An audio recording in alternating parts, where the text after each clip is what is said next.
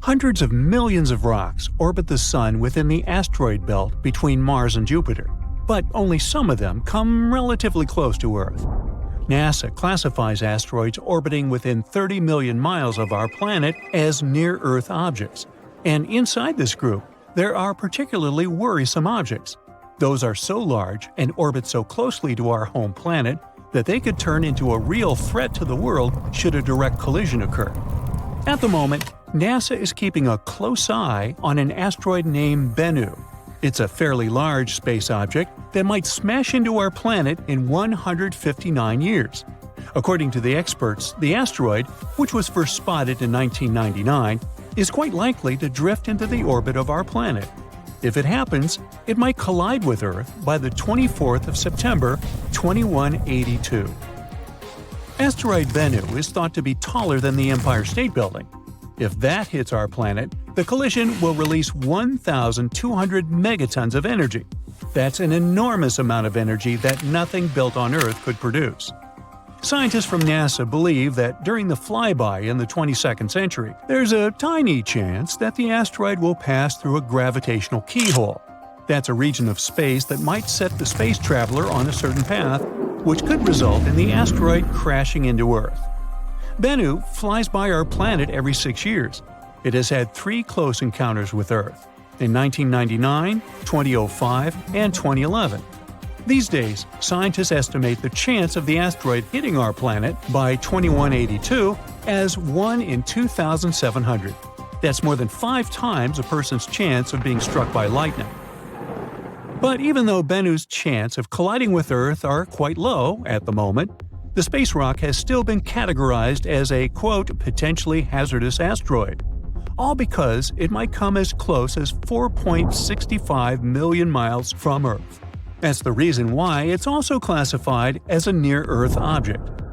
Bennu is a carbon-rich asteroid that was formed in the first 10 million years of the history of the solar system.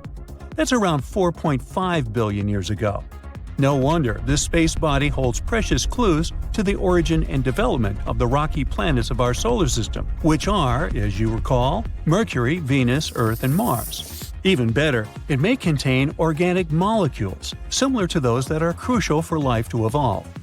In 2020, NASA's OSIRIS-REx managed to briefly touch the surface of the asteroid. It collected some samples and propelled off the space rock afterward.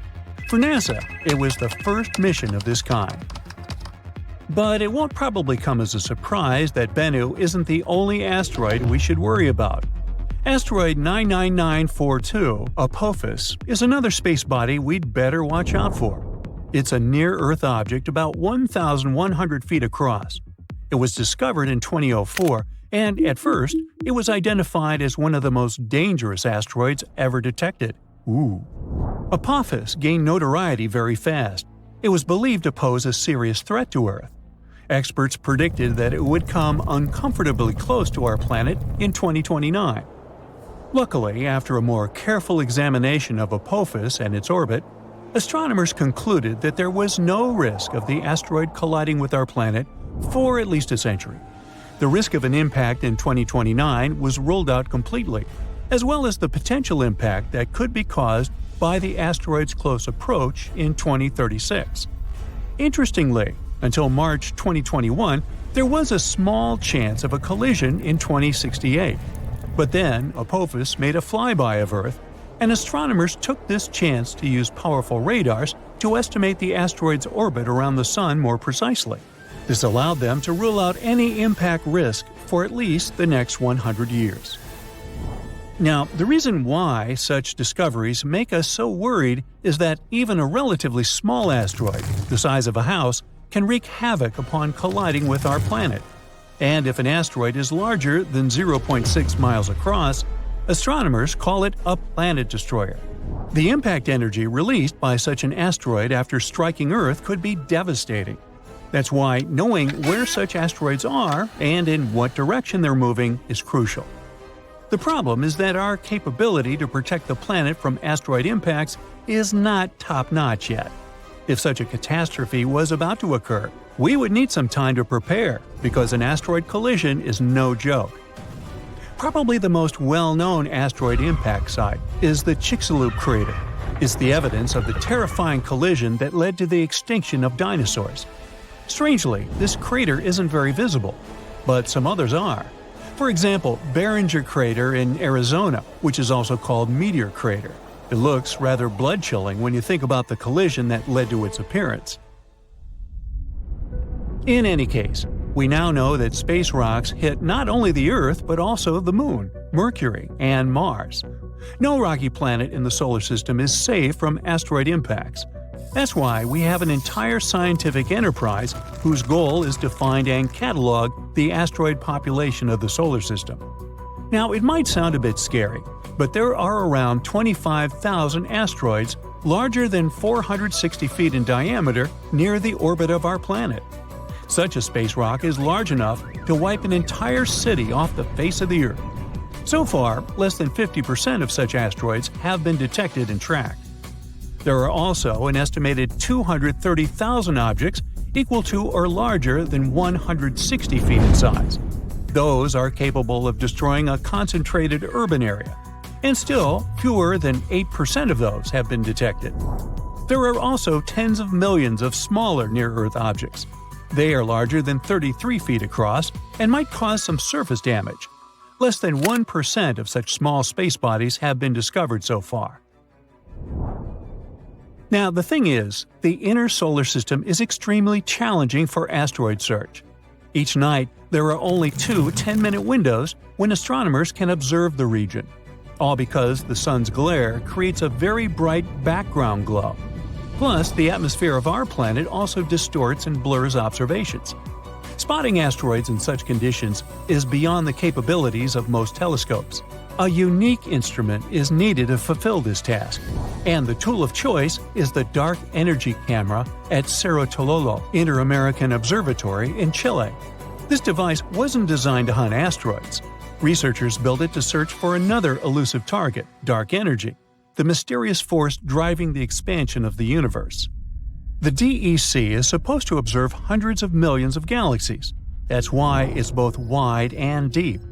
This way, it can both peer deep into the universe and capture a wide field of view, which helps it record the motions of galaxies and the conditions in the early age of the universe. But it also means that the DEC is perfectly suited to spotting asteroids near the Sun. Inner asteroids are rare, and deep images are necessary because such asteroids are faint. Scientists need to be able to fight both the bright twilight sky near our star and the distorting effect of Earth's atmosphere, and the DEC can help them achieve their goal. The Dark Energy Camera was built to carry out the Dark Energy Survey, which finished in 2019. Now astronomers can direct the power of the camera towards other tasks. They claim that the DEC's survey is one of the most sensitive searches ever performed for objects near Venus's orbit and within the orbit of our planet. It provides us a great chance to find out what kinds of objects are lurking in the inner solar system.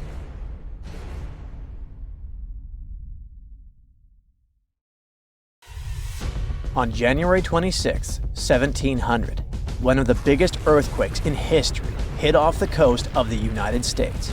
It had a magnitude of 9, which puts it in the top 10 most powerful earthquakes ever recorded.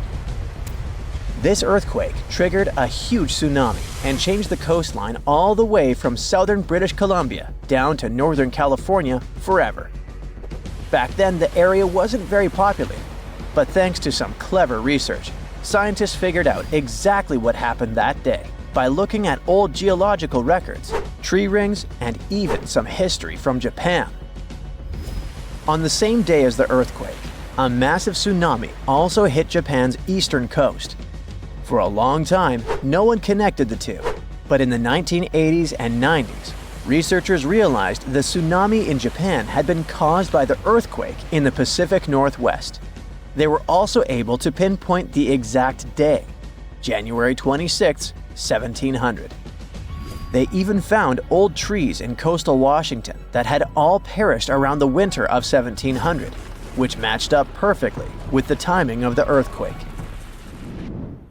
The earthquake came from the Cascadia subduction zone, a fault where the Juan de Fuca plate slides under the North American plate.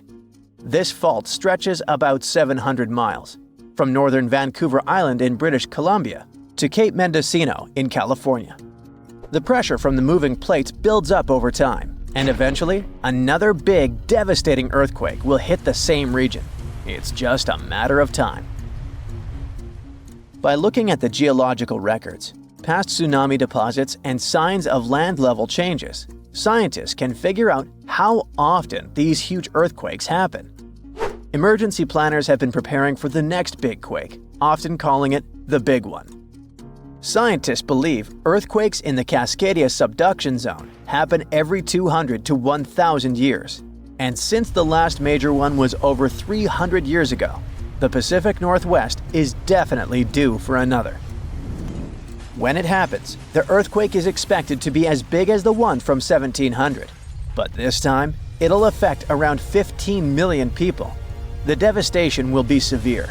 Buildings will collapse, roads and runways will crack, and bridges will fall. Communication in and out of the area will be cut off. But the worst part? The earthquake will trigger a massive tsunami that might hit parts of the Washington coast in as little as 10 minutes. It's not a matter of if, but when the Cascadia subduction zone will break. When it happens, it will be the worst disaster the US has ever faced. Worse than the Hurricane Katrina or Superstorm Sandy.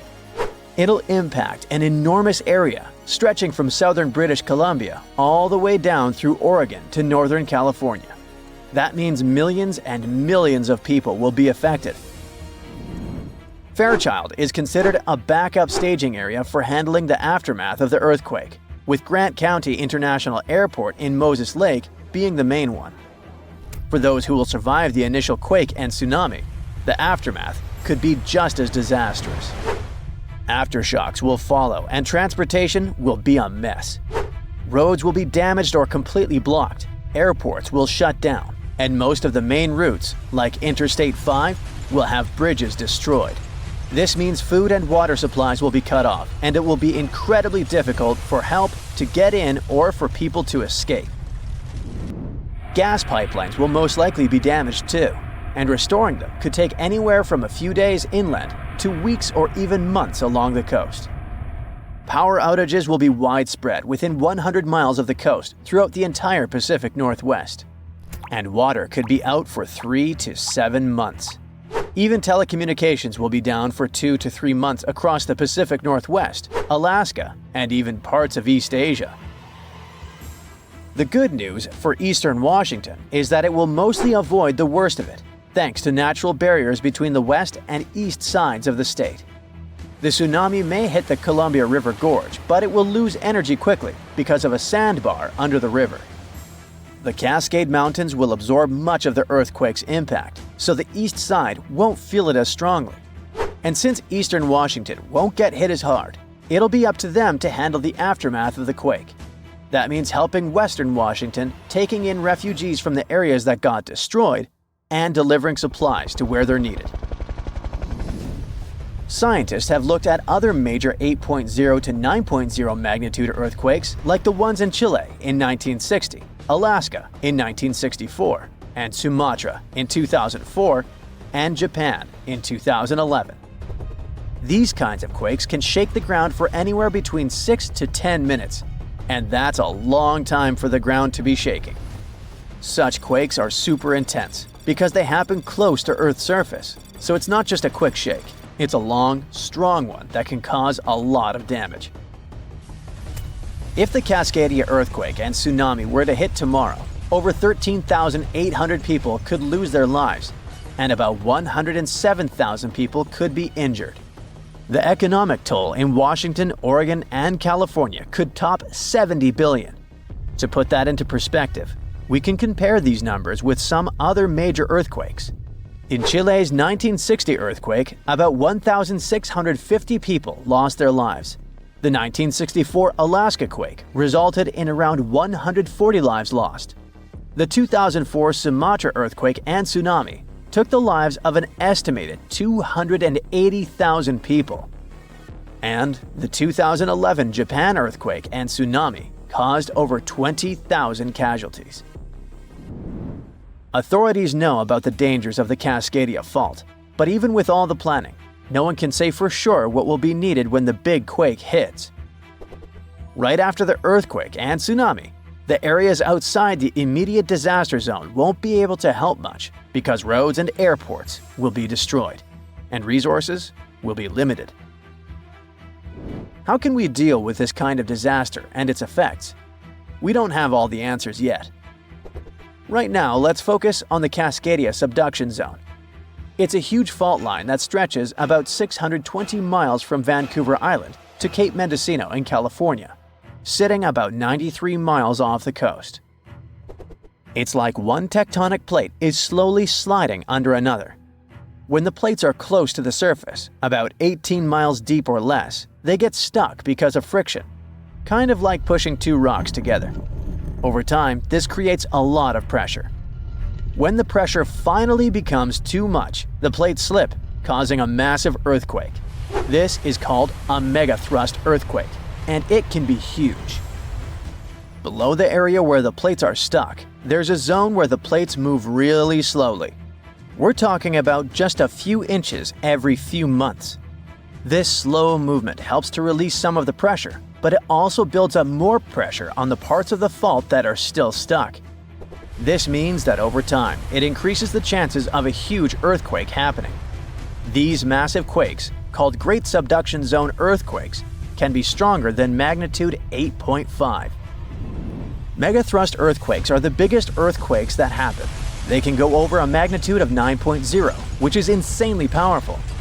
Just to put it in perspective, a magnitude 9.0 earthquake releases 1,000 times more energy than a 7.0 and 1,000,000 times more energy than a 5.0.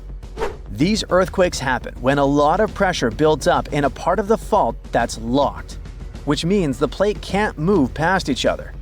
When that pressure gets too high, the fault finally ruptures, releasing all that built-up energy in one massive shake. The Cascadia subduction zone is super long. That's why if it were to rupture all at once, it could produce a large earthquake. Scientists have studied this region and found that about 18 miles below the surface, the fault is completely locked. The plates there aren't sliding past each other. But deeper down, the plates start to slide more smoothly, causing less friction. This is important because it tells us how much stress is building up in that locked zone, and how it could eventually lead to a major earthquake. That's it for today. So hey, if you pacified your curiosity, then give the video a like and share it with your friends. Or if you want more, just click on these videos and stay on the bright side.